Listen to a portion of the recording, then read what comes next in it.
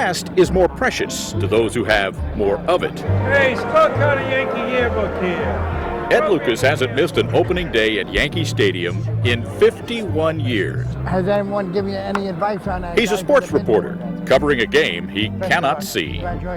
Ed lost his sight in 1951 on a legendary day in baseball history. My father was sitting there, actually with his rosary beads in his hand, praying for his beloved Giants to beat Brooklyn. They were watching baseball's first nationally televised game. Bottom of the ninth, Bobby Thompson at the plate.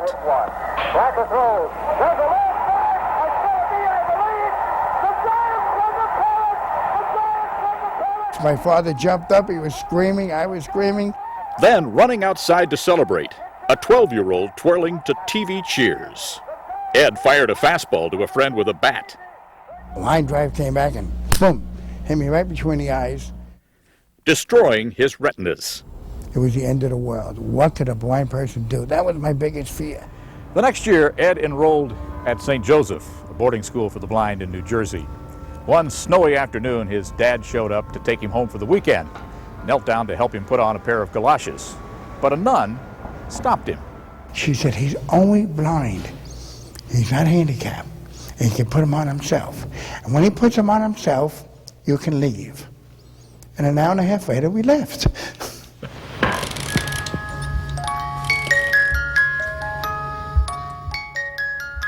Determined to stay close to the game he loved.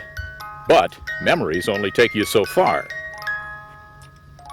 Soon, Ed had 2 young sons to raise after an early marriage failed and his wife left. You thought your dad had superhuman powers. He used to be able to turn off the lights, and we'd sit in bed and he would read to us with the lights out. Yankee Stadium became their second home, while Dad did feature stories for New Jersey radio stations. How can a guy who's blind cover sports? It was difficult. It took years. To learn new ballparks. But players helped. Former Mets right fielder Ron Swoboda once interrupted Ed's questions to ask one of his own. Do you know what a ball diamond looks like? He said, let's take a walk. You're in Shea Stadium. There's a little more than a ball diamond here, so. And then we walked out and he said, put your hand out. And I felt the wall. And his kindness. Why do you keep coming back to the sport that took your sight? Well, baseball took my sight, but baseball also gave me back my life. Yankee Hall of Famer Phil Rizzuto set up a happy ending. It's absolutely beautiful. He introduced Ed to Allison, a fan with failing sight. I'm having some difficulty with the Braille card that you sent me. Well, you have 6 dots in the Braille system. Ed helped her with the slow business of learning how to live a new way.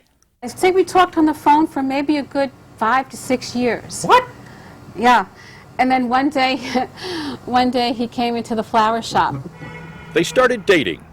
Ed took her to the movies. I can hear what's going on, and when they're not talking, I know they're either walking or kissing. I can usually figure that out for myself. Was it love at first? Well, what, you know. Yeah. I think so. He's my Prince Charming. They got married this spring in a fairy tale place, Yankee Stadium. I'll be the luckiest woman on the face of the earth. Ed stood where his heroes have all stood, home plate. As always, his sons were at his side. Life is like the game of baseball. You play it every day. You know, he had to go through a very dark winter, going blind and going through that as a 12-year-old, but he's had a great spring, a great summer, and now in the fall, you know, he's going to have a lot of fun. And Ed, you may kiss the bride. Yankee Stadium holds a lot of special memories, but none like this. The day a blind man stepped to the plate and won the game of life. You made it, kiddo. Yes, sir.